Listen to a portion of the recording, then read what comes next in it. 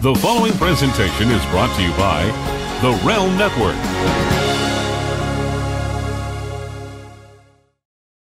Oh shit! It's Vince Russo! Vince McMahon's best kept secret. I am the Antichrist of professional wrestling. David Arquette won the world title. I've got a wife, 3 kids at home, and I really don't need this shit. How can this show be so awful, Mr. McMahon? I didn't think it was. Viagra on a pole match. And Hogan, you big bald son of a bitch, kiss my ass. Judy Bagwell on a forklift match. McMahon, the family, the Rock, they screwed us all. Now you're the editor, right? Mankind did it! Jumpy, beat me! Goldberg steered Russo out of the cage. I'm from New York. I'll get downright nasty. This is Vince Russo's The Brand. Hello, everybody. It is Uncle Vince, and this is The Brand, and I am here with, let's see, Lefty, Loser, Lumpy, Lowly, Lazy, Lard Ass, Jeff Lane. Jeff, how you doing tonight? Pretty good. Yeah, none of those are accurate. Especially, I'm right-handed, so you can't call me lefty. I'm definitely. I know, but it's part of the shtick, bro. So it's just part of the shtick. So I go with it. But Jeff, we have our Raw and SmackDown review, and bro, we are. Listen, this show. I don't want to get biblical in a place like this. I'm gonna steal a line from Mickey, the great Burgess Meredith, when Rocky, when Adrian was on a deathbed.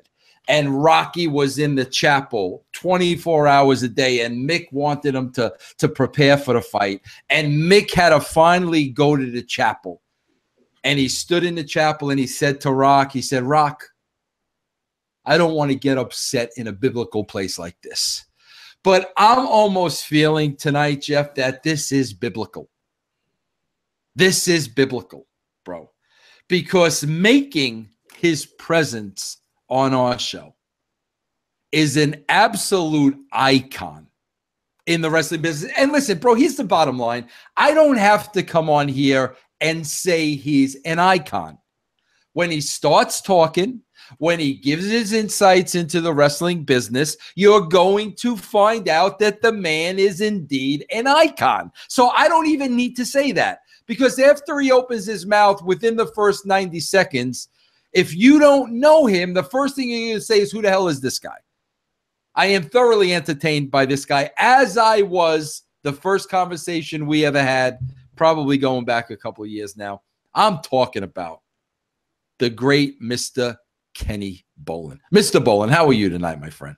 I'm doing marvelous. I just wish I'd have had that introduction the first time I was on this network, when I had the debut of the Brolin Alley, which was named with me and you in mind. And, of course, I was disappointed when you weren't on the first show. And, boy, I was really disappointed when you weren't on the second show. And then I heard rumors you weren't going to be on the third show. And then I hear you're moving away. And then I didn't know if he's ever going to be you and I on one of these shows together. So I appreciate the olive branch you threw out at me tonight to let me be a part of this. When I first agreed to do this, I thought this was going to be a lot of fun. And then I watched 3 hours of Raw for the first time in a long time.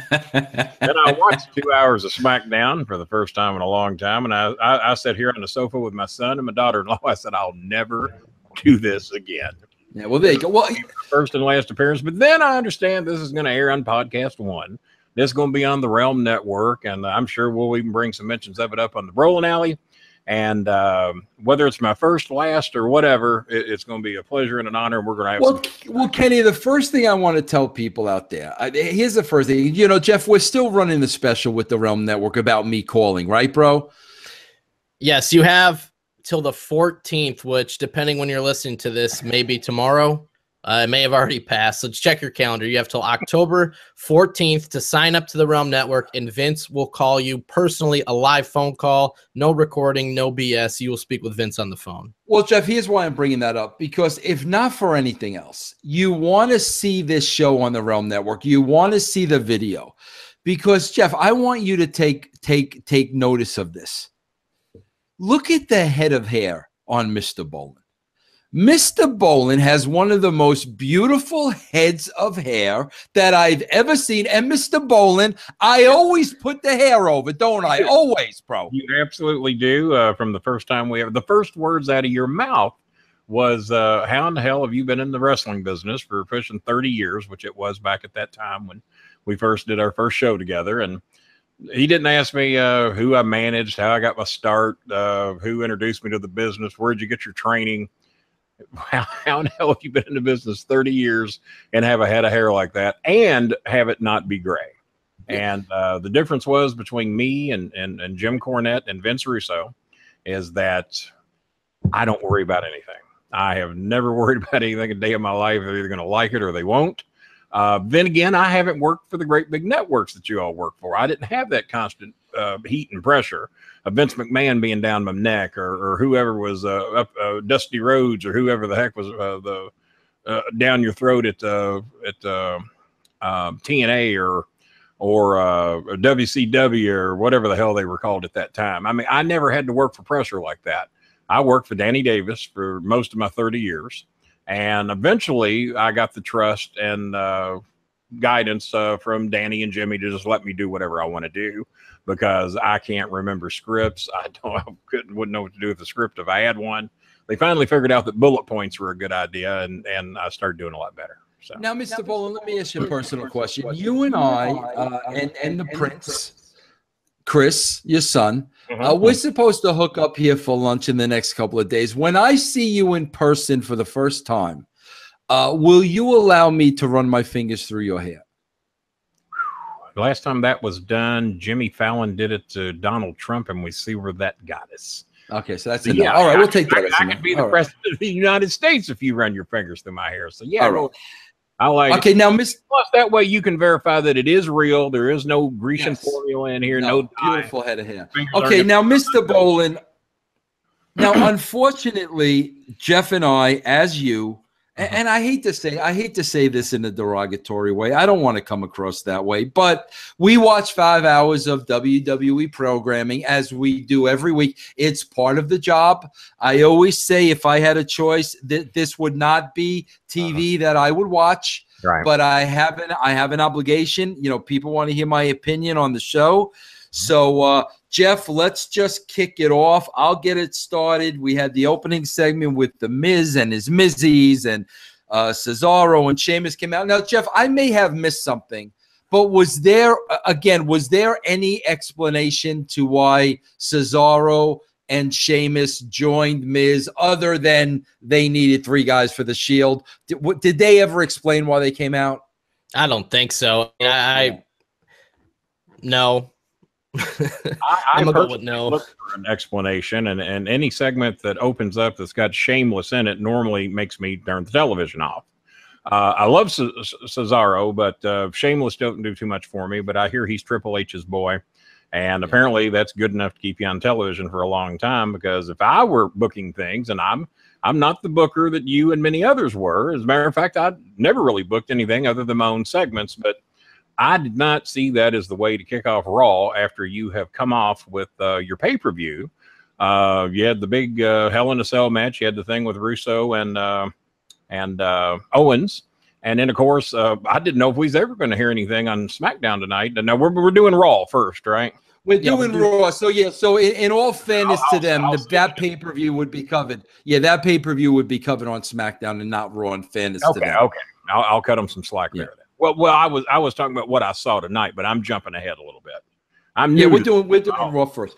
Now, Jeff, I got to tell you this. You hear me say this all the time, and I'm going to give credit where credit is due. Listen, they did the thing with the Mizzies. Okay, that was cute. Then Reigns came out, and Reigns came out. Reigns got a nice pop, bro, and I think it was in Indianapolis.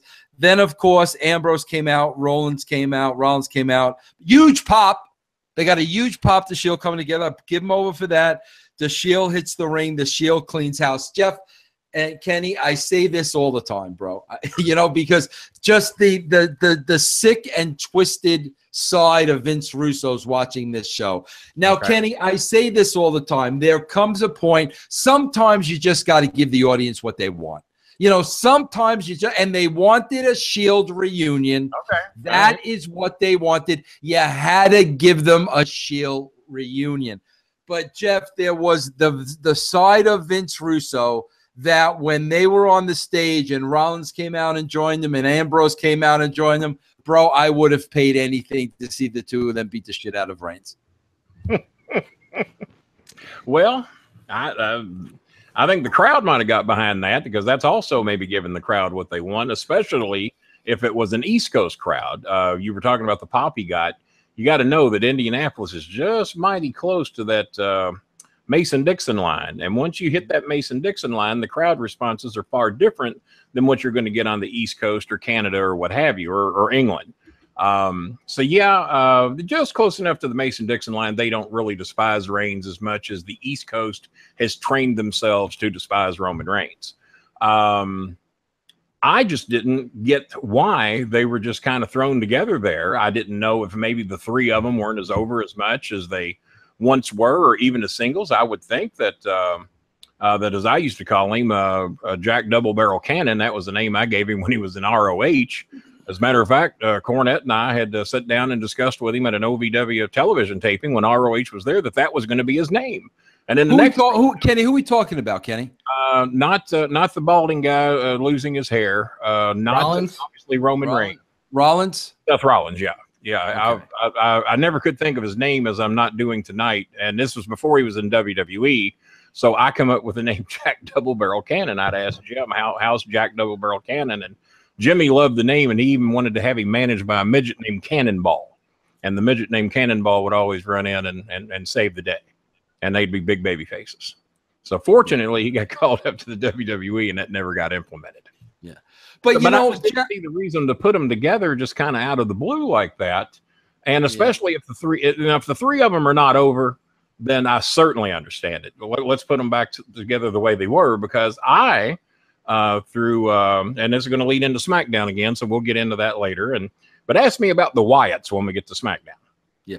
Well, I got to say this. I mean, think about this for a second, Jeff. Like, seriously, you know, of course, this is what the fans wanted. This is what they've been teasing. So you put the Shield together, you get the big pop. But, Jeff, let's look at the other side of that coin. Can you imagine if Rollins and Ambrose would have jumped Reigns after he trusted them and thought the Shield was coming back together?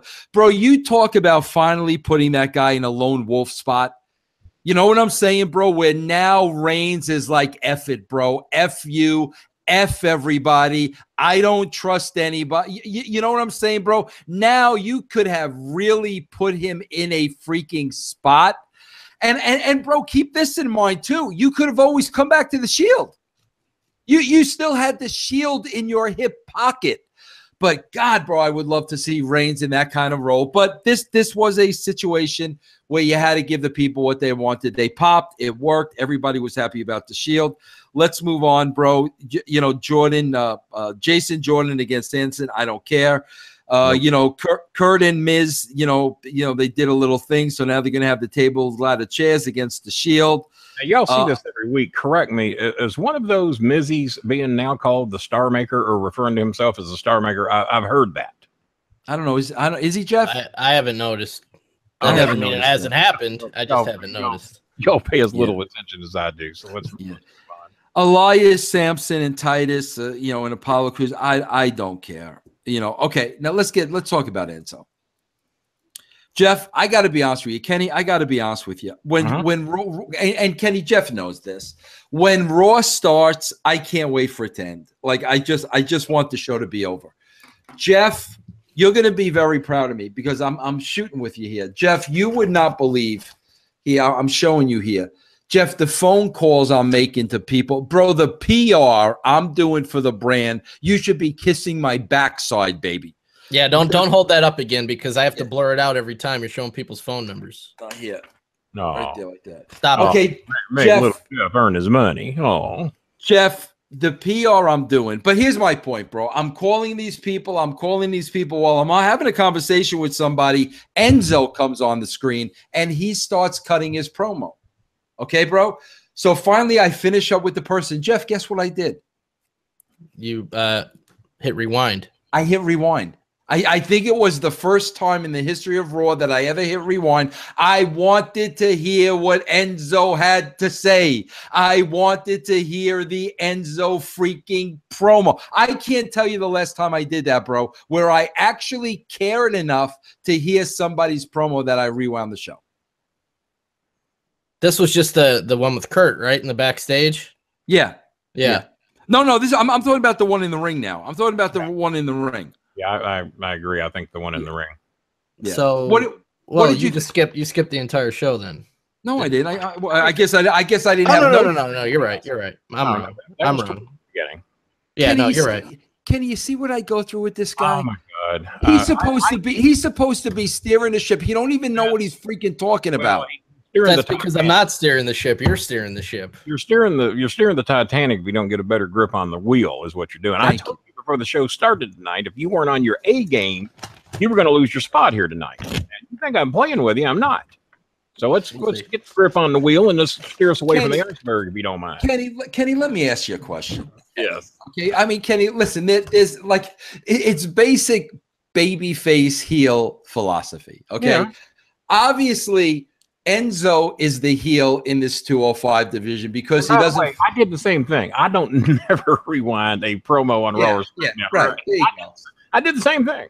Yeah. Okay. Enzo's the heel because he doesn't flip flop and fly like all these other jabrones, and they don't want him being the champ, and he runs everybody down, this, that, and the other thing. Okay. So they have him positioned as a heel. Am I correct, Kenny? That's what I saw tonight. Now, other times when he was with Cass, big baby faces, but right. Tonight, but I saw a heel, or last night. Kenny, when you got a heel, and all of a sudden you put him in a match for his championship against the babyface, right? And now the ring is surrounded by baby faces, countless baby faces. Who's the baby face now? It looked like the babyface apocalypse, and yeah, every time he rolled out of the ring, there was not hardly a friend or I think he had one. Wasn't there one guy out there on his side? Yeah, so it's one. Yeah, it's 1-on-10, and Enzo's the heel in a 1-on-10 situation. I'm with you, Kenny. Let me ask you this: I'm sure you had a lot of lumberjack matches in OVW, right, Kenny? You know who was booking? Yeah, Kenny, this is the first time that I ever saw a lumberjack match where they let the fans be the lumberjacks, Kenny. More or less. Kenny, now, here's the other thing. This is also the first time I've ever seen a lumberjack match where I couldn't name one of the lumberjacks. Yeah. I couldn't name one.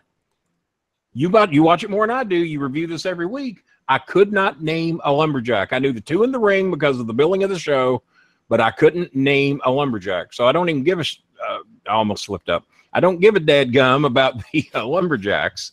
And then when he rolls out, there's normally the ones I've been in had 5 heels and 5 faces.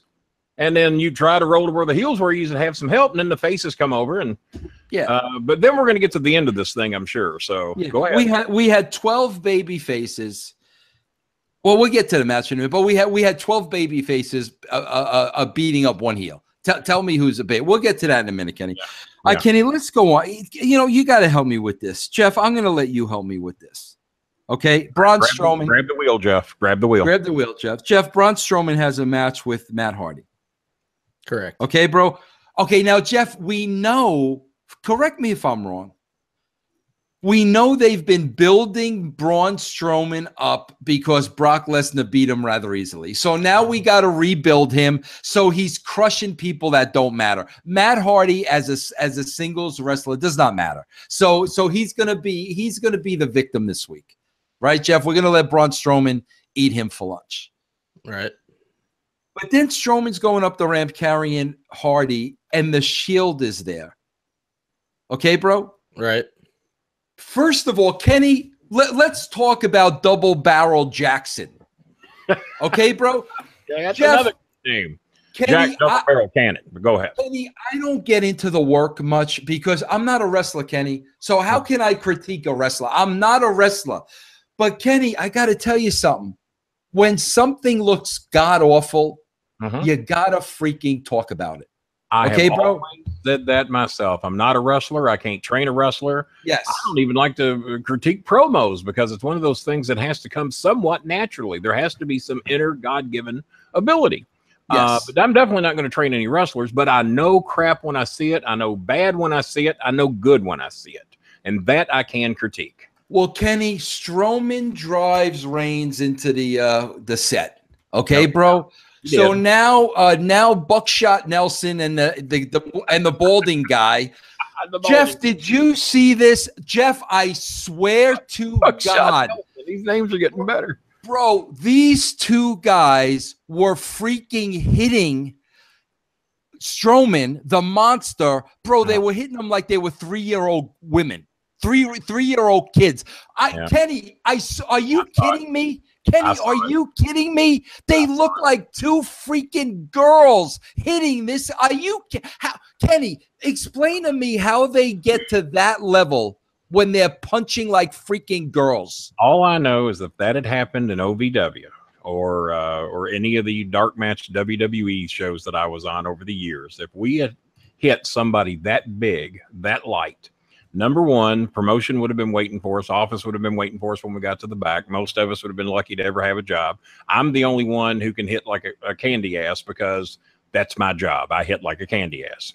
But the wrestlers hitting like that is ridiculous. And number one, if the big man is not telling them, if you don't lay it in, I'm going to beat your ass when we get to the back, there's a problem. And he should be embarrassed to let them hit him like that because all the fans are seeing what you and I saw. That's my and Kenny, here we go again. Kenny, I'm not the babyface heel guy. I'm really not. I'm the shades of gray guy. But up until this point, Strowman has pretty much been a heel. Well, now you got three baby faces kicking one guy's ass. Who's the heel? With no motivation to do so either. And Jeff, why would you blow it off in night one? Like, why would you not build this freaking show? Bro, you know what their motivation was? He beat Rollins 2 weeks ago, and he beat Ambrose 2 weeks ago. He beat Rollins last week clean in wrestling matches. So they're going to come attack him because they lost. 50-50. It's 50-50 booking. 50-50 booking, right, which but gets their nobody motivation to attack him is ridiculous. Right. I do think if you're going to make him a babyface, though, I think we need to name him Bronze Broman. I think that would Bronze Broman. I like that. What was that? What was Rollins' name? Machine Gun Kelly? What was it? Oh, it wasn't Double Barrel. I named him Jack Double Barrel Cannon because I could never think of his name. And what was his name in ROH, Jeff? You know everything. Tyler Black. Tyler Black. I could never think of the name Tyler Black. And one thing that Jimmy and I used to agree on is that it's got to have a marquee ring to it. And Tyler Black just didn't sell me any tickets. But what did sell tickets when I dropped it on Jimmy was, and that's why he fell in love with it, was Jack Double Barrel Cannon. Now, I don't think he necessarily had a midget with him. Yeah. Machine Gun Kelly. Jack Double Barrel Cannon versus Machine Gun Kelly. I don't even know who they are, and I'll buy a ticket to see that. There you go. All right. Now, but listen, I want to put this over. I'm not going to bury them. I'm going to put it over. This got a great response from the crowd. The crowd popped huge when they took out Broman. I don't know what this does for Broman, but the crowd popped huge. No, this is their adjustment again to the main event. They oh, okay. So first Miz Taraj wasn't good enough. All right, let's take them out. Let's put Sheamus and Cesaro in. Okay, shit. Now that's not good enough. Let's add Strowman in there for no apparent reason. Exactly. Okay, Kenny, we're gonna go to the adult part of this show. Okay, I'm dying to hear. All right, Kenny, put your hands up on the desk where I can see them. I don't know if you can see them, but my hands are on the desk. All right, because I'm going to get into some adult. I'm going to get into some adult content. I'm uncomfortable like this. So you're just going to have to trust me. So okay, Kenny, listen to me. I have to be very careful because Nick Aldis Magnus is a very good friend of mine. Okay. Okay, so I got to be very careful. All right, Kenny, at 38 years old. Is it me, or does Mickie James just keep getting hotter and hotter and hotter every week, Kenny? I worked with Mickie James for quite some time down here at OVW. I remember when her and a certain huge name in the WWE had a thing going up. I won't drop his name. Machine Gun Barrett? But did she have a thing going with Machine Gun Barrett? What's his face? Bigger than that. Okay, all right. Bigger than that. Now you got to tell me that off the air, Brooks. I didn't know that. But Vince, everybody knows that. I'm not going to say it out of respect, but everybody knows that. So Kenny, she at 38 years old, and she gave birth to a child. Oh, well, I didn't even know she had a kid. So yeah, it's even more amazing. Got a kid, my God, bro. Well, I did hear him on the show tonight, bringing up her age and that she's old and needs a hearing aid and possibly a walker to get to the ring and all that. But the number one thing that I was taught coming up is that you never undersell especially if you're fighting an older opponent, because when you make them old, well, I guess you better beat them because you've already said they're old. You come up always that way. While they're tough and experienced, you never bury them because of their age. I remember one of our wrestlers did that to Rico Constantino, and promotion lost their mind because they buried the old man who was 40, but no one knew that. So they brought that up in the ring, and promotion was not happy.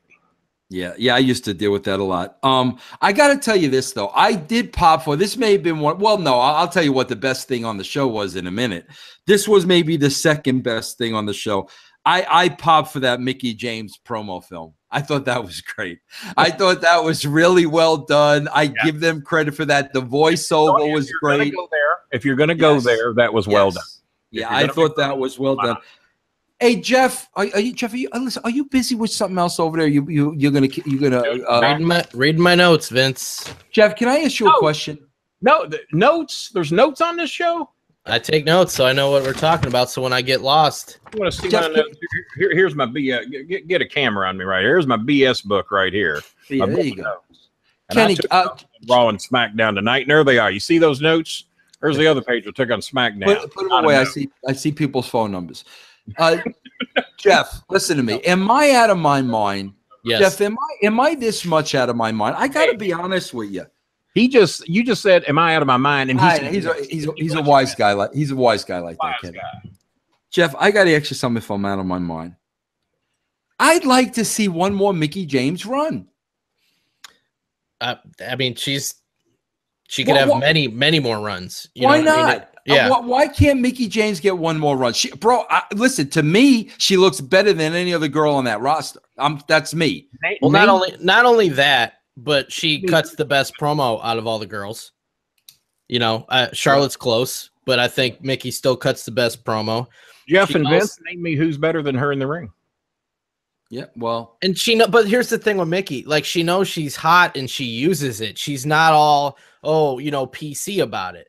She uses it to get herself over more than she already is. Like, she's smart and she gets it, and she's only 38. I think she's got more than one run, but yes, I would take one, but they're probably not going to put her over, I'm assuming, over Alexa.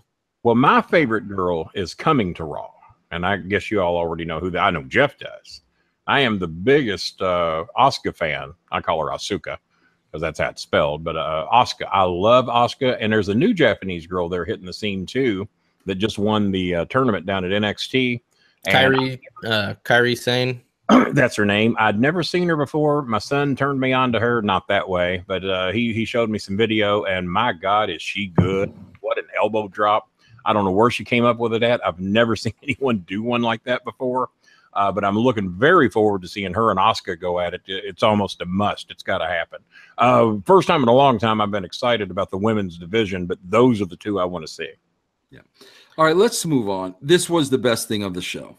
God, bro, Jeff, I hate to say this. This is where I wish they had good writers.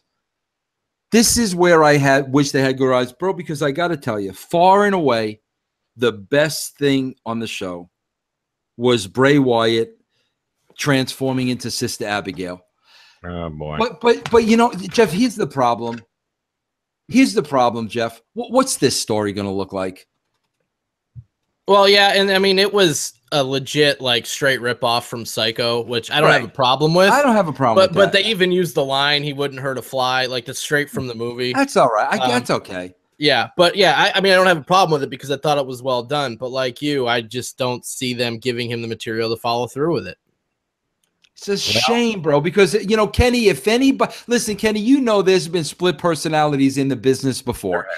Kenny, if anybody can pull this off, it's Bray Wyatt. If anybody can do, but Kenny, being around the block 1,000 times, the guy's got to have the material, bro. He's got to have the material. Got to have the support. Got to have the company believing in it as much as you do. Vince has killed many a gimmick, McMahon, that is, that he didn't get. And if he didn't get, very good point, Kenny. Great point. Sean O'Hare had a great gimmick that he was going to be doing when I'm not telling you anything you don't already know. That thing had gold written all over it in many of our opinions, but Vince McMahon didn't get it, so it went away. Right. Kenny, that's a great point. I've never said that before on this show. When Vince McMahon doesn't get it, in his mind, nobody gets it. You're absolutely right. Absolutely. Well, I'm glad to be the first to bring it up. Jeff Wayne probably should have, but he didn't. Well, you know. He also should have come up with Enzo No More, but he didn't come up with that either. I did. When I saw your tweet about what they'd done to Enzo, I came up with that. So he better get a better grip on that wheel is all I can tell him.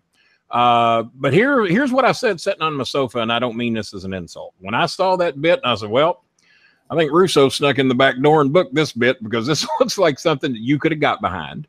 Yeah. Looks like it had your style on it. My only problem with it is that how are we going to get him to morph when there's no camera around? Unless they got some technology I'm not aware of, what do we do?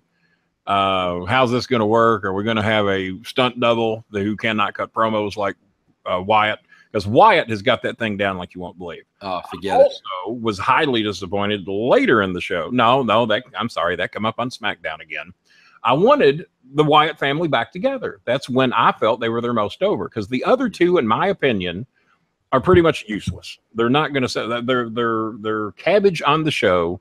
There's the cabbage, but no one's buying it. Well, now that the both of them are extras in Game of Thrones, that they may get over. Okay, Kenny, let me move on here. Okay, Kenny, I still say they won't, but go ahead. We had the boss, Emma, Dana, Bailey. Loose on that one. Kenny, here's my thing, and I tweeted last night during the show. Okay, I'm not watching female goulash anymore. I'm not interested in it, bro. I'm not interested in throwing 6 girls in the ring, different sides every week in a match that doesn't matter. I am not freaking interested. As a matter of fact, Jeff, I am so not interested, bro. I don't even know who went over in this match. Well, so you tell me. Yeah, that's my issue with this. Is Emma goes over. Okay, so Emma's going to face Asuka at the pay-per-view. Like, can we not just telegraph a finish for a pay-per-view? Can we put somebody in it where you might think, you know what, maybe Asuka won't win. Put Sasha in it. But it's like, why do we even need to watch the match when there's zero? I will bet everything I own, everything, that Emma will never win this match. Everybody knows this. Everybody knows this. That's my issue. You don't know much. I don't want you to put too much on the line on this, because just when you think they won't do something, that's when they'll do it, just because you don't think so. No, they're not anymore. That's what they should do, but man, they don't do that anymore. There's not a bigger Asuka fan than me, and the least match I wanted to see. And I'm anxious to hear Vince's opinion on this. I know he likes some of the women, and maybe he gets them a little better than I do. I do not get Emma in any form they've ever had her in. I don't get it. I don't know. You can't tell me she's selling ticket 1. No one's buying a ticket to see Emma. Sasha Banks, yeah. Ric Flair's daughter, yeah. And number 2, they're both good. The little 5-foot one that's been the champion so long, Alexa, yeah, because she lights up my Alexa, and it just lit up right there.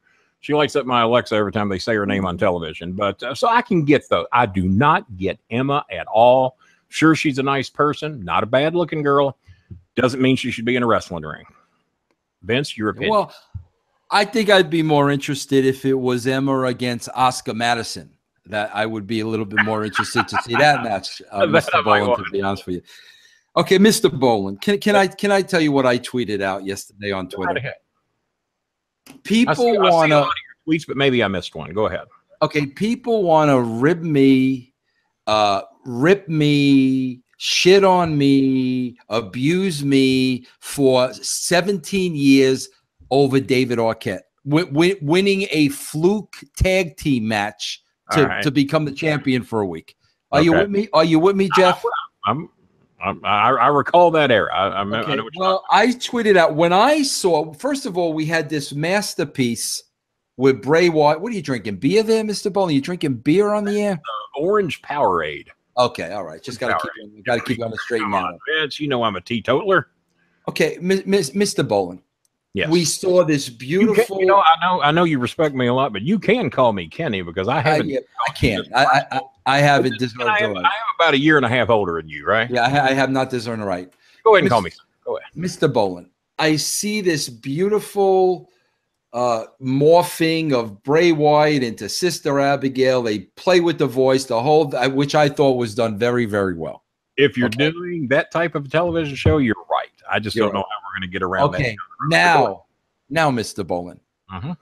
they made the mistake of allowing Finn Balor to comment on that beautiful piece of art. So I tweeted out, David Arquette is to professional wrestling what Finn Balor is to acting.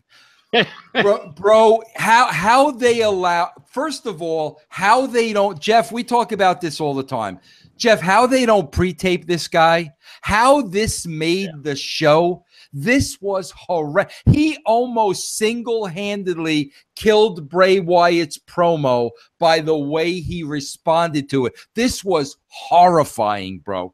And you know what? Like we talked last week on his promo backstage, how he was staring off into no man's land. Like he wasn't looking at the camera and he wasn't looking at the backstage interviewer.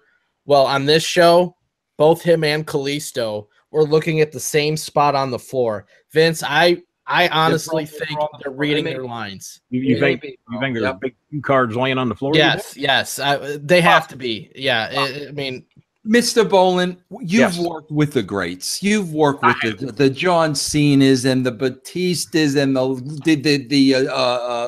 you did say the greats. But John Cena, go ahead. Lesnar, the greats, Machine Gun Kelly, we talked about earlier before. Mr. Bolin, can you explain something to me, please? You were there, the training ground, OVW, for those big boys who came on to. Okay, you were there, Mr. Bolin. You played a big dividends. Oh, you haven't talked to Cornette or Danny Davis. Oh, I haven't please. any of that. Come on. Mr. Bolin, can I ask you this? You can. How can this guy deliver such a horrible promo and be at that level? How is that possible, Kenny? How does that happen? That a guy is on the greatest stage in the United States. Yep. He's on that stage. He's main eventing, and he can't cut a promo. How does he get there, Kenny? Well, there's another guy up there who also cannot cut a promo to save his life, but there's a guy named Paul Heyman that stands next to him and bails him out of that mess. And I guess because he's so small, any manager that you put with him or any assistants that you put with him is going to dwarf him. And that was always the criticism I got, is that I was so much bigger than most of my talent. But what I tried to explain to him, if I'm a big coward and I'm scared of everybody and everything, then what does it matter how big I am? That my little guys or smaller guys, I mean, not all of them were, but many were. If they got to save me, then it does not hurt them. I'm the big coward. I can't fight. I can't do this. The other thing I got a problem with is that the boy needs to get some sleep. That redness around his eyes irritates me. Give that boy a nap. And he's been hurt a lot. He should have got some sleep while he was hurt, in my opinion. And I've been known to call him Finn Balor because he just don't look like he can whip anybody. No, he doesn't. I saw him come out crawling with that makeup. Maybe there's some part of his history I don't get or don't know about. Maybe it was big in NXT. But why is this little Ireland, I guess? Is he from Ireland? Yeah, I think so, yeah. Why is this Irish guy? Why is this little Irish guy supposed to be such a badass? And he's got this split personality, which, good Lord, I don't get Finn Balor and the level of overness that he was in NXT. And I guess to a degree, even in the WWE, I don't get it. And one night he shows out looking like an average little man, and the next time he shows up looking like he's trying out for a part in X-Men.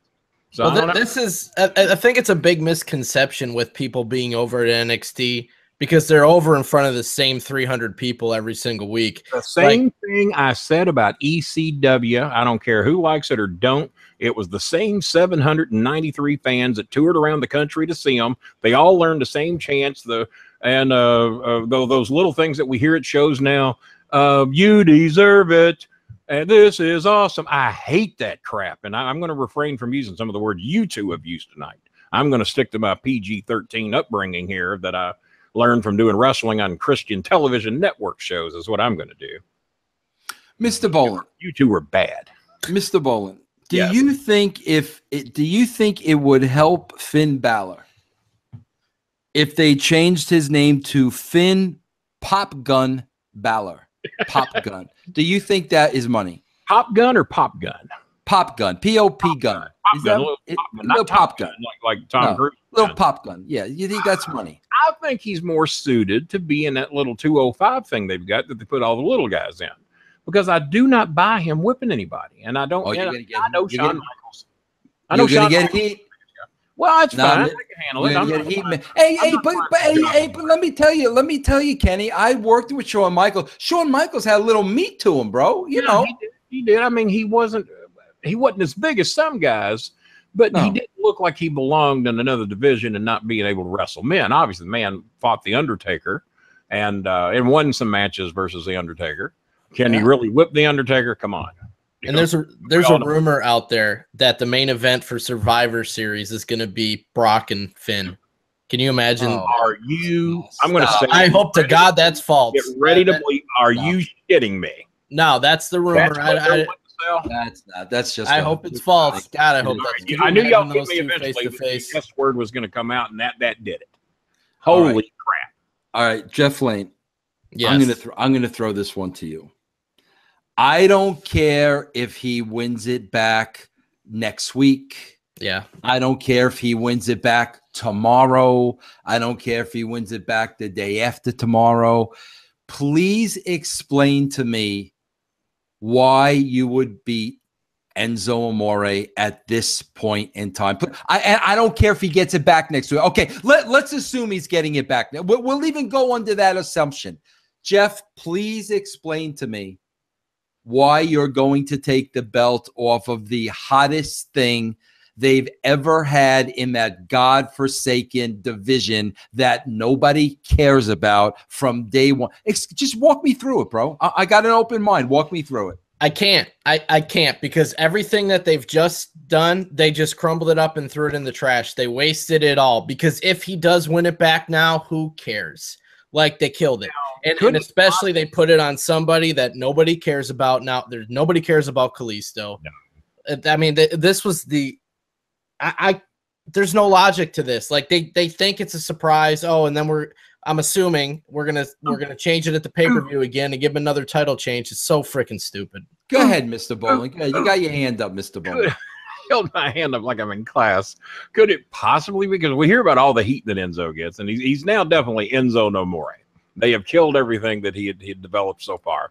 Could it possibly be that somebody back in the back is trying to punish him, and this was the way to do it? To have the guy that ain't over beat him, and of course it can. Of course it can. Kenny, of course it can. That's wrestling, man. Of course it can. Yeah. What a shame. What a shame. I mean, save that crap for don't hurt your business to make a point to the wrestlers. I mean, it's like these NFL players. Do you really think Jerry Jones is going to fine or suspend 25 guys if they decide to take a knee during the national anthem?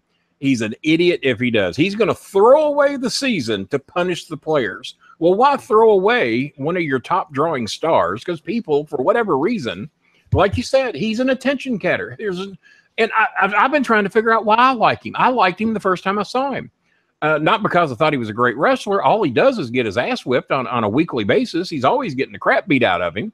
But he's different. He's not like anybody else on the roster. The cookie cutter has been thrown away finally. It used to be everybody had to look one way. Everybody, and if you had long hair, well, you can't have long hair because Triple H has got long hair. Well, you can't be named Sean because we had a guy in OVW named Sean. Had to change his name because they already had a Sean. So, and everybody looks alike. And if you look at the women's division, they all, other than Nia Jax, a lot of them look alike, and Snuka's girl. Other than those two, they look like they rolled out of a cookie cutter, and they all have their own color hair. They get over by the color of their damn hair. Mr. Bowling, you want to hear a shoot? This is an absolute shoot. Yes, I love shoots. When I got my job as the editor of the magazine back in 1995, this is a shoot, bro. Do you know that nobody in the office was allowed to call me Vince because of Vince? Yeah, I could see it. They had to call me. They actually had to call me Russo. Can you imagine that, Kenny? Can you imagine? And I'm like, is this kindergarten?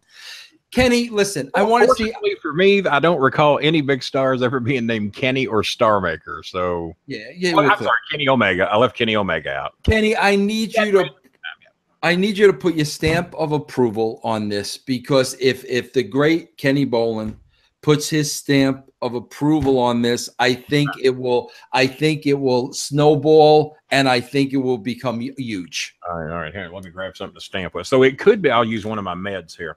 So it could be stamp of disapproval. We don't know where I'm going because I don't know the question. All right. This is what I'm proposing. Okay. I'm proposing this for all of us real wrestling fans who used to watch real wrestling. Yeah. Kenny, and you know who I'm talking about. Oh, yeah. I'm proposing for real wrestling fans who watched real wrestling, and you know who you are, during every 205 match going forward. Okay. Take a knee. I want everybody to take a knee in protest whenever any 205 match is going on, except, wait a minute, except when Enzo's in the ring.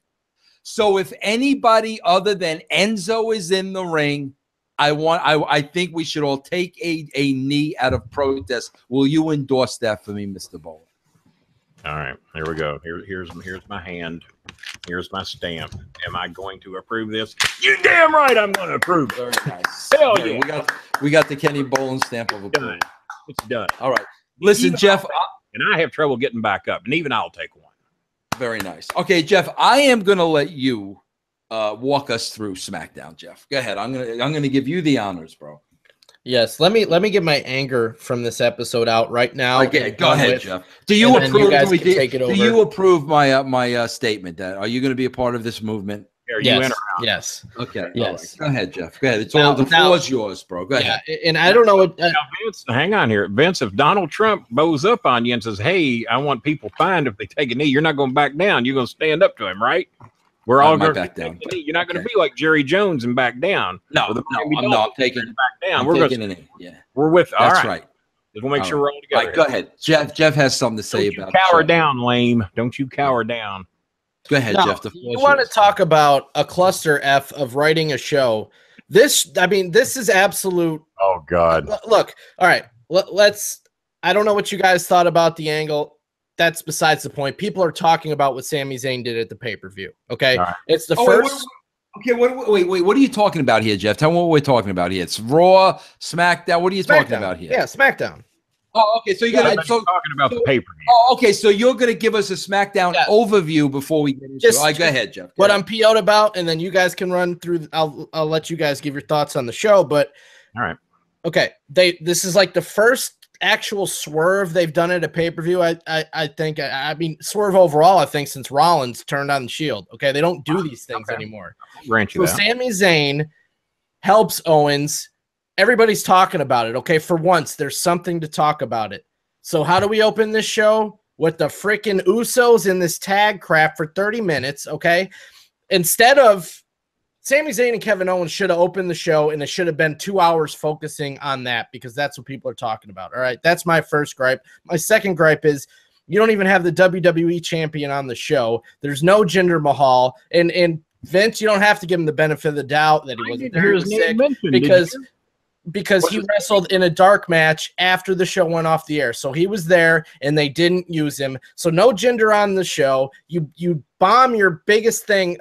Sami Zayn cut a great promo. I'm not saying anything about the guys. That this should have been 2 hours of that storyline. They effed that up. This show is just awfully written, man. Awful. So thoughts, guys, on that? And of course, we're talking about the Road Dogg here, bro. We're talking about. I don't care who it is. It's not a personal attack on the Road Dogg. This is a terrible show. Well, can I tell you something? Let me just say something, Jeff. Here's the funny thing. Your show. No, go ahead, Mr. Bull. No, I'm okay. Basically, normally I'm not into Sami Zayn at all.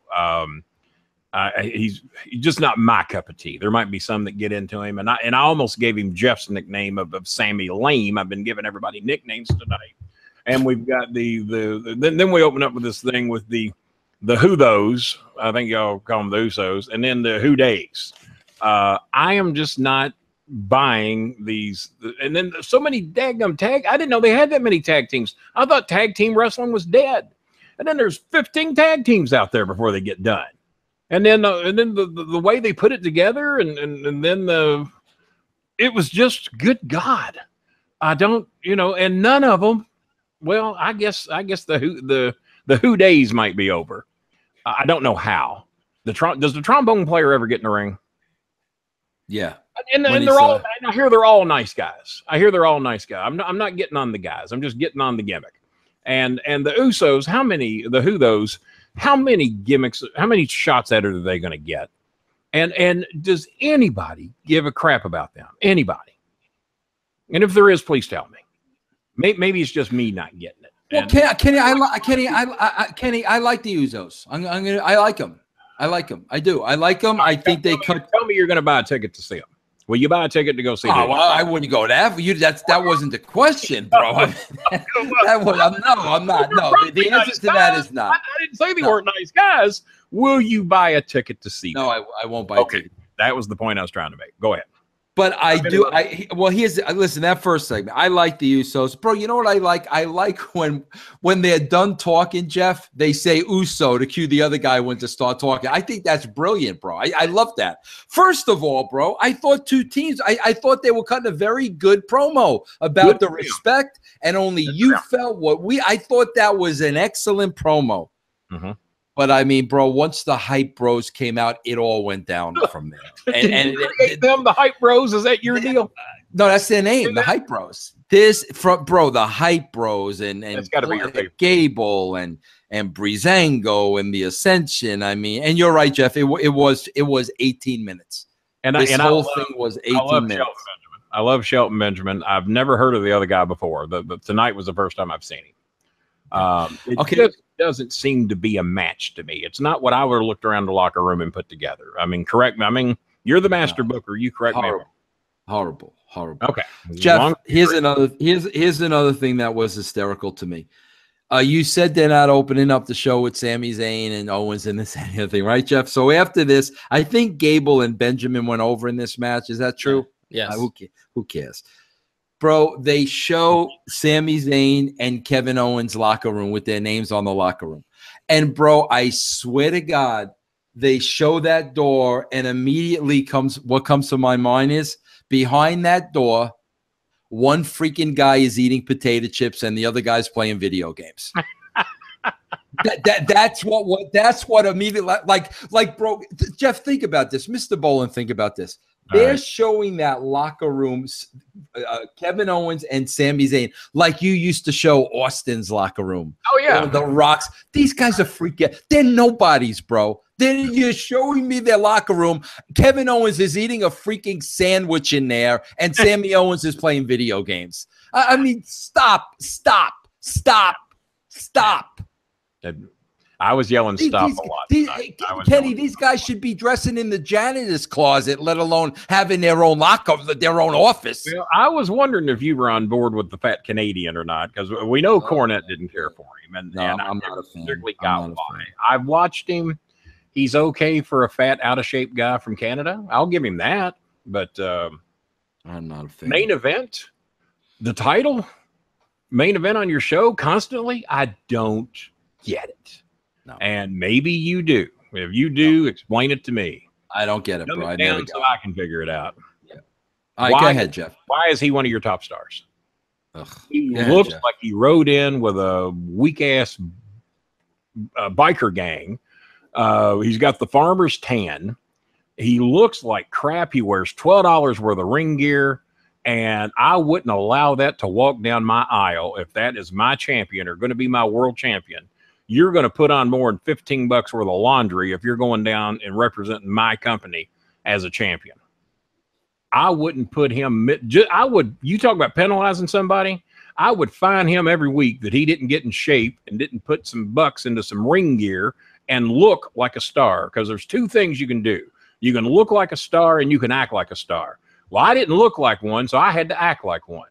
And I had to go out and buy some cheap cheap suits and try and make it look like I was somebody because I couldn't afford it. How'd you not look like a star with that beautiful head of hair? I don't know. Well, the hair is all I had going for me. I was still fat. I mean, hell, I was 275 when I got in this business, and 5. What about if they changed Kevin Owens' name to Shotgun? Would you feel differently about him? No, Shotgun. Okay, all right. No. Okay, Jeff, pick it up. Go ahead, Jeff. Paul, he could be Seth Rollins' manager, maybe. Maybe. All right. Yeah. All right, go ahead, Jeff. So next was the backstage with Natalia, Lana, and Tamina. Before we get into this, how do you two feel about Kevin Owens as a star? I buried Kevin Owens like no man could ever be buried. And I bet he's probably a nice guy. But nice. I mean, he's a hell of a nice guy. He's a great family man. He loves his son. He's all these things. Okay, but that's not a reason not to get in shape. There you go. I got you. Go ahead, Jeff. So Natalia, Lana, Tamina, Carmella with some BS, and then Charlotte attacks Natalia. Who cares? Carmella. Renee Young with Baron Corbin. Becky Lynch over Carmella. Like, I just don't understand what they're doing with these girls. Like, they're not doing nothing. So don't give them time. They're not doing anything. Don't give them the time of day. Keep going. Now we got Kevin. Then we got the Owens and Zayn. Yes, he died and went to heaven. I don't know. I thought Zayn cut. I thought this was the best thing Zayn's done since he's been in WWE. Jeff cuts masterful promos, in my opinion. I've seen a few of them. He does stuff I couldn't never do in a million years. You know what the problem is, Kenny? I'm watching this promo and I tweeted out because Kenny, I've given Sami Zayn a very hard time because he dresses like a freaking cab driver. You're with it. You got the whole thing. Okay. I tweeted out. Here's the issue. I tweeted out, listen, I got to give credit to where credit is due. Sami Zayn just cut one hell of a promo. I'm with you. But here's the problem, Kenny. So now Sami Zayn is a heel, and now he's a heel next to Kevin Owens, right? Kenny, you think there's anybody over the age of 12 watching this show that would be afraid of Sami Zayn? No. That's the problem, bro. All right, bro, you cut a great Kevin Owens. Okay, you cut a great promo. I'm giving you cut a great promo. Bro, literally, I'm 56 years old. Yes, you can beat me in a fight, but I really don't think you could beat me that badly. Here's what we do. He can cut a promo. Guess what I learned in the wrestling business? I learned that I didn't want to take 75 bumps a week. I learned, well, I'm not a bad talker. I can last maybe 2 years in this business as a wrestler, and then I'm going to get tired of getting beat up for little money, and I'm going to quit. Or I can be a television commentator and or a manager. And that's what Sami Zayn ought to be. And I'll tell you who else was like that, and I bet you worked with him. Do you remember down in TNA, he came out of OVW, Mr. Kennedy. Remember, I forget what he was. Of course, Ken Anderson. Yeah, Ken Anderson. For whatever reason, Ken Anderson, and I love him to death. He was a great guy up here, very nice guy, loved him to death. But he decided he was a big Stone Cold Steve Austin fan. So am I. Yeah. But I knew I wasn't Stone Cold Steve Austin. He never learned that. So in TNA, he wants to be a badass, or somebody in the promotion wanted to make him a badass. And I hope it wasn't you were the guy. And if so, then you and I are talking here.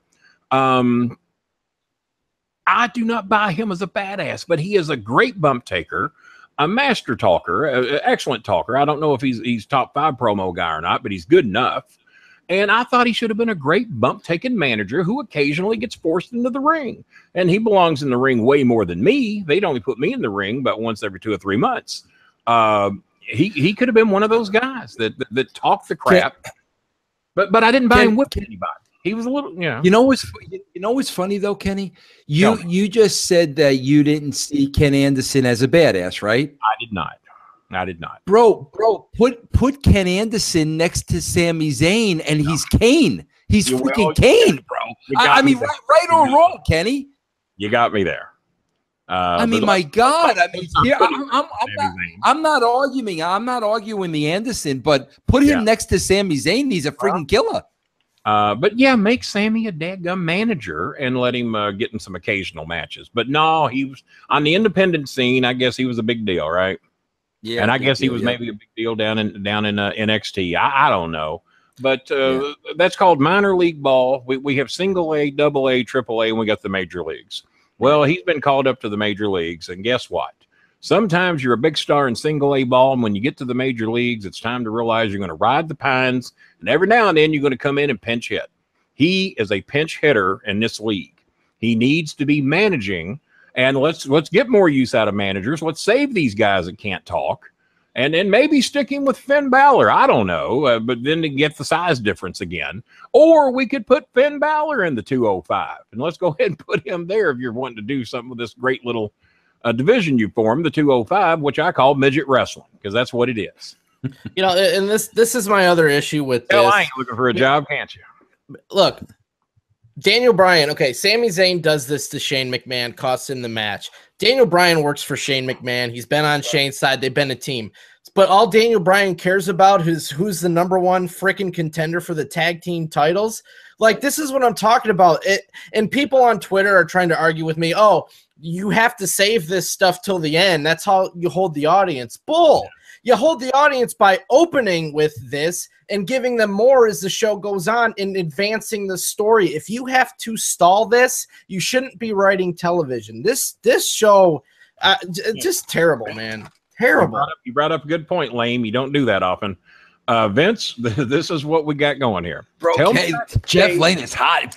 Boy, Kenny, he's hot, Jeff Lane. He's upset. He's on upset. fire. But no, but Jeff, I agree with you 1,000%. Jeff, how does Shane McMahon's buddy, who holds the power, not have that? Not have there are not consequences to pay? I'm with you. I'm with you 1,000%, bro. I hear you. All right. What are you saving it for? What are we saving this for? What are you saving it for? Answer me this: when back in the day when you were there, and even before and after you were there, how many times did Raw open up with a lame ass opening, and how many times did they end with a lame ass close? Never. I DVR these shows, and sometimes I'll have 3 Raws in my DVR that I haven't watched hardly a frame of because no one called me, tweeted me, or wrote me and said, "Hey, Kenny, you got to see this." It don't happen anymore. Back in the day, I didn't bother to DVR. Number one, because I had to videotape them. There were no DVRs. And you couldn't miss the opening of Raw. You had to be there 5 minutes early to see Texas Walker going off the air so you could see the beginning of Raw. What's going to happen? And who gave a damn if it was a 23-minute promo out of Triple H? If that's what it was, that's what it was. But at least it hooked you and kept you around 2 hours at the beginning and then 3 hours to the end. And you didn't mind the show being 3 hours. Now it's torture. And I dare anybody to disagree with me. It is torture to do that whole 3-hour show. And thank God there's DVRs now, because that is the only way I can get through 3 hours of that show. I knew I was going to be doing reviews for you tonight for the first time ever. I wanted to know my stuff. I wanted to know what was going on. And I still couldn't sit there and watch 3 hours and 7 minutes of that crap, or 12 minutes, or whatever it was. I still had to, I can't take anymore. And thank God I noticed that you did it too. And you said, I'm not even going to talk about that, because I saw a lot of stuff I didn't want to talk about. That's right. Amen, all right. Kenny Poland. All right, go ahead, Jeff. Yeah, I already talked about the WWE champion not being on the show. Well, the guy he just wrestled at the pay-per-view was in a meaningless tag here. So any thoughts on this? Yeah, again, Jeff, it wasn't a meaningless tag. Nakamura got his win back. That's why this was booked, Jeff. Do you understand? The whole reason to book this match was to give Nakamura his win back. Now everybody's even Steven. That's exactly why. So we're clear, and I hate to keep interrupting so much, but it's what I do. To make it clear, I predicted when the first time I saw Shinsuke Nakamura in NXT, I said, "Oh my God, I love wrestling again." And when I saw Asuka, I went, "Oh my God, I love female wrestling again." These two I predicted, and not because they're Japanese, not because I have an Asian girlfriend, because they are stars. They are great. And I loved even at the Brooklyn show. I think the Brooklyn show is the first time I saw Shinsuke. And when they brought out the 9 fiddlers, the fiddler is part of this. You can't have him out there. The fiddler is part of the show. I don't know if y'all agree with me or not on that. And if you put him in a pay-per-view and he ain't got 5, 6, 7, 8, 15 fiddlers out there, you're messing up, because the intro is sometimes 50% of the show. I mean, can you imagine Stone Cold Steve Austin coming out? Remember that crappy music he had? And he admitted to me when I did a show recently, name drop, I did a show recently, and he said that, no, that sucked. You know, we had to get away from that. That was killing me. that the intro, and he even asked me, he says, Kenny, would Jerry Lawler have been great if he was not Jerry the King Lawler? Would he have been as great? And would Stone Cold Steve Austin been as great if I were not Stone Cold Steve Austin? You know what I had to sit there and tell him? I said, no, you would not have. Because that entrance and that name is what got you over. Now, you were stunning Steve Austin. You were various different levels. It didn't quite catch on to the level that Stone Cold Steve Austin did. And when they finally got your music right, there wasn't anybody more over than you. And I even dare say maybe The Rock was not as over as Stone Cold Steve Austin. Now, I don't know where the gimmick sales were with all that, but they've got a star there. They've got the biggest star in the company in Shinsuke Nakamura. And they're killing it. And Steve Austin told me the same thing, and I respect his opinion. He didn't even know my opinion. He just, oh my God, Kenny, they're killing Nakamura. Oh, the booking's terrible. Now, he did say that to me in private, so I probably shouldn't have said that here, but I'm sorry. But they're killing their biggest star, and I hope to God they don't screw up Asuka, because they have got two people that and I haven't bought a ticket since 1974, and I will buy a ticket to see either one of them if they're booked properly. Well, right. Kenny, you know that the Nakamura, the fiddler gimmick that you're pertaining to, you know that the WWE ripped that off directly from me. I didn't. Well, you know what? We talking about the Maestro? No, I wanted to do an angle. I wanted to do. Remember a little movie by the name of Fiddler on the Roof? I certainly do. Yeah. Played by the great late Zero Mostel. Okay. Well, I wanted to have the Fiddler on the Roof play the theme music for the Jew Tang Clan, and I'm very disappointed that I never saw the time of day, Mr. Bowen. I think, you know what, I've heard that get out at some point, because I've heard that talked about. Acidic Jews, a group of acidic Jews. How over would a group of acidic badass Jews be? Come on, Kenny. It'd be pretty over. Would you buy a ticket? Would you buy a ticket? Well, I got to see it first to say I'd buy a ticket, because I don't buy tickets too much. I got to see it first. But it sounds like it's worth taking a shot on. I'll grant you that. All right, Jeff, go ahead. Bobby Roode and Dolph Ziggler, go ahead. What's your thoughts on this? Yeah, well, before we get to that, people on Twitter were wanting to know your guys' thoughts on the Bludgeon Brothers. Bro, Jeff, correct me if I'm wrong, because you're good about things like this. You're good about things like this. What's Jeff? Bro, the last time, well, he remembers things. Jeff, the last time these guys were together, was it not a match against each other? Yeah, they're on again, off again. Is it a bromance? And now they're the Bludgeon Brothers. Yeah, now they're friends again. Yeah, but I mean, last time we saw them, Rowan was a heel, Luke Harper was a babyface, and now they're friends again. So it's so stupid, man. Guys, just tonight, I was begging to get the Wyatt family back together. Let's get Sister Abigail. Let's get the whole dadgum family back together. Maybe even find a new one or two. And because that's when they were over. That's when I didn't miss them. If the Wyatts were coming out to the ring, I was tuning in to see the entrance.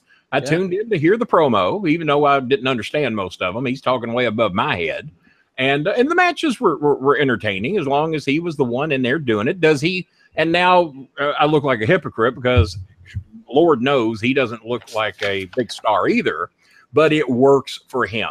It's booked properly. It works for him. Phil Hickerson didn't look like a big star either. I'm talking old Memphis wrestling here, but he could outwork anybody in the ring, and he got heat. So if you can get heat, or if you can get the crowd behind you, and you can work, then we can make exceptions for some of these things. But no, does he look like a star? No, but it works for him, and I think he can work his ass off. What's your all's opinions? Who are we talking about? Bray Wyatt. Oh yeah, no, I love Bray Wyatt. I'm a huge Bray Wyatt. I think he looks like. I do think he looks like a star. I do too. Well, for what he's doing, yeah, but you take all that off from him and put him in regular gear, and yeah, I don't think so. But for what he's doing, absolutely, yeah. But Bobby Roode and Dolph still continuing. So yeah, what do you guys think? Boring us, not glorious. Boring us is what I like Bobby Roode, but I'm just not into that thing. NXT fans were, but I'm not into it at all. Comments from either of you?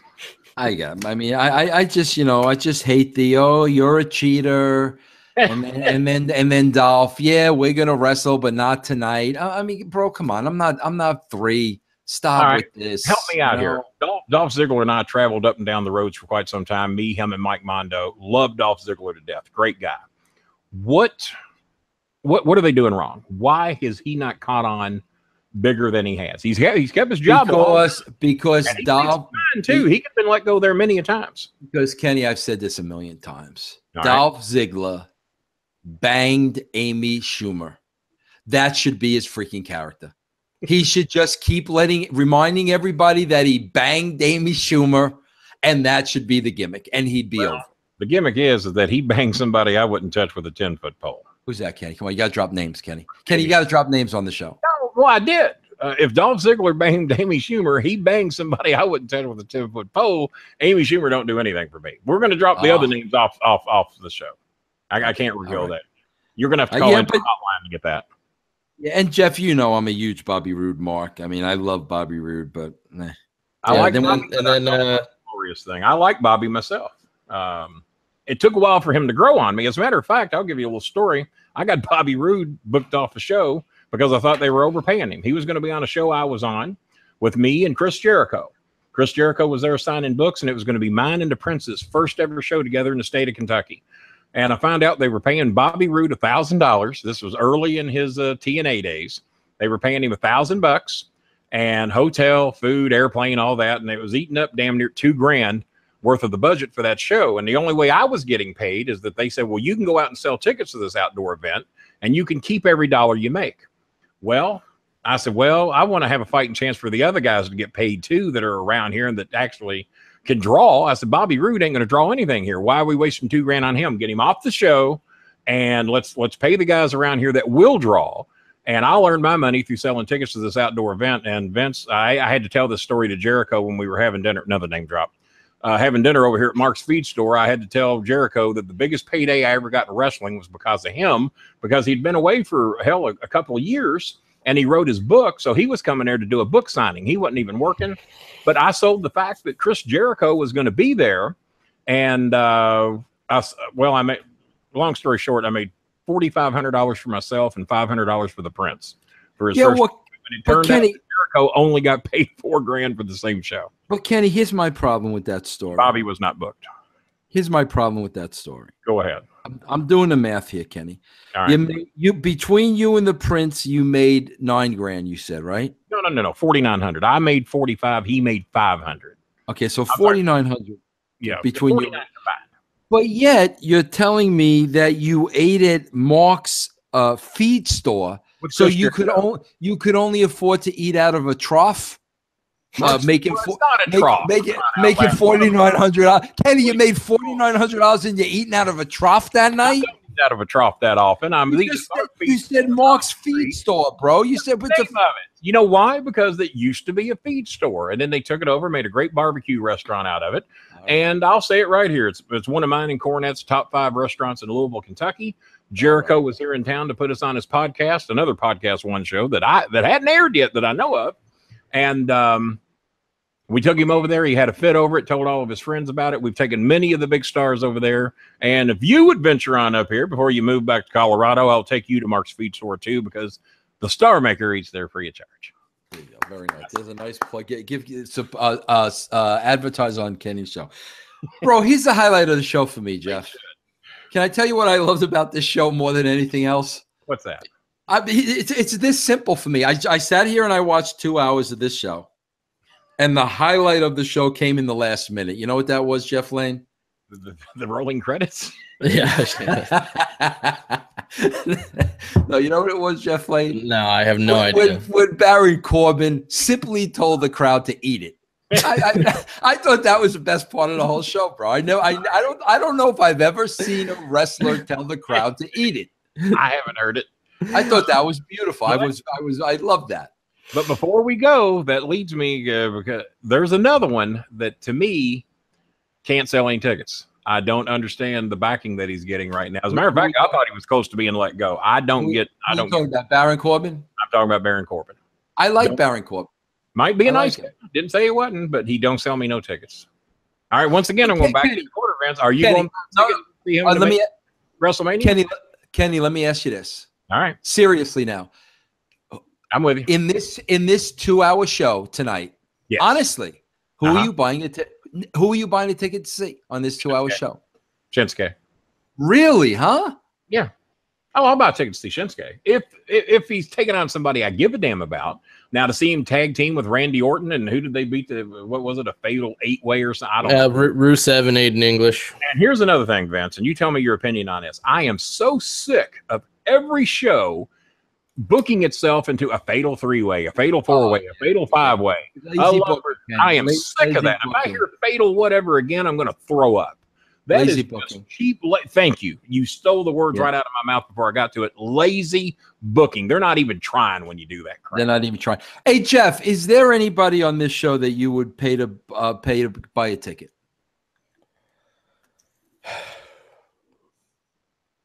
You better say. I mean, good for you. I just I think people that are money worthy, in my opinion. AJ Styles, Jinder, bad hairstyles is what I call it. Jinder, who was not on the show, but he's on this roster. Undecided.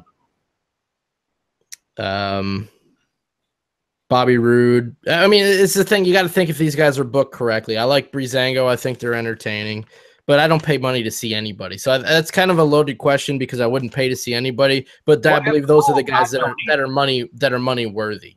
As a rule, I don't either. But those are two, Asuka and Shinsuke, that if booked properly, I would gladly pay a reasonable price. Yeah, but bro, Kenny, you've already established on this show you've got some kind of Asian fixation going on over there, bro. So you got to be eliminated from this discussion, bro. Ed Ferrara is a big Asuka fan too. I got to disqualify myself. What you're saying? All right, I'll Ed Ferrara. Ed Ferrara is a big Asuka. Wait a minute. There's been countless Asian wrestlers in the WWE, especially in the men's side, and I've never gotten behind one like I've got behind Shinsuke Nakamura. Well, I don't mean that in a dirty way. Where'd he go? Where'd he go? Bro, that was the best line of the night, Mr. Boland. Congratulations. Bro, if this were you bet your life, a duck would drop from the ceiling right now, Kenny Boland. $1,000 in a cigar, right? Very nice. All right, welcome back, Jeff. Very nice. All right, Jeff, what else we got? Jeff, as a matter of fact, Jeff, this show airs tomorrow. So, bro, and it's already the 11th, so they still have a couple days to do the realm thing. You better tell them what's going on. And, bro, I swear to you, it's the 12th on podcast 1, so they have 2 days. Okay, and I've called like about 40 people already, bro. And you got a ton more to go. And don't worry, if you haven't received your call yet, you're getting a call. Now, Vince, did you see where Jeff and I got in a little bit of trouble from the Disco Man from us lighting up one of the customers who didn't feel he got his call in a timely fashion? Jeff and I were a little rough on him. Yeah, I saw that. But I was kind of rough on him too. Yeah. Well, I didn't know if you were rough on him. I did not see what you had to say, but it irked me a little bit that they think we dance like monkeys around here for $3.99. I mean, you got to understand. So I purposely have made it where I will call people too. You've given me a couple of good ideas since we've been talking, and I'm going to take advantage of them. But I too will call people when they hold on my merch. Oh, but Kenny, do they have to be Asian? It would help. An Asian 18 to 25. That would help. Well, go ahead, Kenny. Hell, I'll come see you. What are you talking about? Kenny, go ahead. Kenny, give the offer that you want to give. Then, if you're serious, go ahead, give the offer. What are you giving here? Well, of course, I'm sure y'all been gawking at it from the side here. My book, I probably screwed you too. The Mostly True Stories of Kenny Starmaker Boland. I've got the new Bowling Alley Club headphones that we're going to be selling. Those are going to be coming up here in a couple of weeks. We've ordered the logos and everything. So wireless Bowling Club headphones. We've got the Bowling Club mouse pads. We've got those. And what else we got here? Oh, I can't believe I'm doing this. See that guy right there? Well, he did a DVD with this guy right here, and yeah, I'm still selling them because I got no problems with him. Was that kind of like my dinner with Freddie? My dinner with how the DVD folds. Yeah, it's kind of like that. I kind of stole that from them. So yeah. And Jimmy and I've done 2 of those, and so Kenny. But how do they get all this stuff? Where they got to go, Kenny? You just got to come to my Facebook page, /StarMaker Bowling, or come see me at Twitter at StarMaker Bowling. Keep it simple and easy. And just write my inbox. Tell me what you want. I've got a little store that Maya set up for me, the Maya Doodle. Maya Doodle going to come to have dinner with us, right? We're going to have dinner, me, you, and the Maya Doodle and the Prince. Thursday afternoon. You name it. Undisclosed location. We're not going to reveal where this is. We don't want a bunch of marks. Bunch of what's that show you do? Castrating the marks. We don't want to. Yeah. So undisclosed location, somewhere within a 150-mile radius of Evansville. We're going to have dinner. All right. And Jeff, tell them about the Realm gimmick because they only got a couple days. Yeah, you have till October 14th. So if you're listening to this on podcast one, the day this comes out, that's 2 days. Jeff, right. I don't want to insult you or anything, but you look like you about 4 a.m. on 3 days of no sleep. Yeah, I'm exhausted. I'm absolutely exhausted. But you notice how fresh I am? This is what happens when you only do one show a week. Yes, but Castrating the Marks, Kenny, you just mentioned it. That show is now a Realm Network exclusive. The only place to hear that weekly is on the Realm Network. You get it on video. You get it every Thursday, uncensored. And if you sign up by the 14th, again, it's only $3.95 a month. That's 99 cents a week or whatever. No long-term commitments. You can opt out at any time, but sign up by the 14th. Vince will call you on the phone, and he will speak to you. It's not going to be a recording or something cheesy. It's a live conversation with Vince Russo. Check out his Twitter. He's retweeted up people that have already been talking about the calls. Good stuff. Some guy even said, well, Raw must have sucked because you called me during Raw. That's how I can do it. You mean if I pay the $3.99, I can get Vince to call me too? That's right, baby. Yes, russosbrand.com. Go to russosbrand.com. Jeff, I want to say this, though. It's very, very, very important, bro, because I didn't figure this into the calculation, okay? And it's very important. As I go through my list of the people that I'm calling, Jeff, I'm seeing a lot of people are overseas. And bro, for me, that's dirty. You gotta for me to make a cell phone call is gonna cost an arm and a leg. But what I'm doing is I'm emailing you and I'm letting you know you gotta open up a Skype account. Open up a Skype account and we will have a video chat now. It won't just be a phone call. We'll see each other. But if you're overseas and you signed up for the brand, please send me your name and your Skype account at officialvincerusso@gmail.com. But I will also email you and remind you, please set up a Skype address. We'll do a video call. But it will save me a lot of money. And if you've never used Skype before, it's free. So it's not going to. I got this, man. I got this. You're talking to the king of overseas marketing. You're talking to the king that talks to all the Asian girls. It's easy. All you got to do is have a messenger account. You can have Skype. And I call all my Asian fans, all of them, the ones that are 18 to 25 and female, and China and Japan, and especially the Philippines. That they love me in the Philippines. Gosh, I don't know if you know this or not, but SmackDown had matches with me and Cena inserted to them over there on their Fox network, and they ran for 27 straight weeks. I'm a huge deal over in the Philippines, Manila, Cebu, Iloilo City. I love all the girls in Iloilo City. Hi, Jenny. How you doing down in Ilo? How you doing, Lena, over in Batangas? How's Vanessa doing in Manila? Hello. How do you not have a T-shirt that says they love me in the Philippines? Well, I might after this show. I got a lot of T-shirts. The bowling, as a matter of fact, I'm here plugging all your stuff and helping you all out. Vince, being as you won't appear on my daggum show that's named The Bowling Alley, why don't you plug my show coming up here in a couple days? Let me tell you something. I was ready. Disco's going to be my guest next week. I was ready to come on the show Monday. I was ready to do the show. You were going to do a show today. I was ready to do that show today. Yeah, well, we were going to do it, but your boy, he takes classes from you. He bailed out on me. He couldn't do the show. No, I didn't bail out. I said we're doing one with Glenn on Sunday anyway. You would have done what I told you. You would have done what I told you. I wasn't worried about you. It's Disco that bowed up on me and decided he had to wait a week. Well, on Monday he was busy. Well, I'm assuming he still can't do it Monday. That's why we got to do it this Sunday. Got to do it this Sunday. Well, that's fine. I'll work with you guys. Yeah, I'll work with you. But yeah, you can listen to Kenny's show. It's every 2 weeks. Kenny, I always get confused. If it's every 2 weeks, then that's bi-weekly or bi-monthly. It's bi-weekly. They both have bi-monthly. They both have double meanings if you look at the Bi-weekly official means they're doing definition. 2 shows a week. So it's bi-monthly. It's not the buy that when you think of Jeff and Shinsuke. It's not that type of buy. Not that type of buy. Bi-monthly. That's right. So it's bi-month. So it's every 2 weeks, right, Jeff? But if you look up the description, bi-weekly means twice a week and every other week.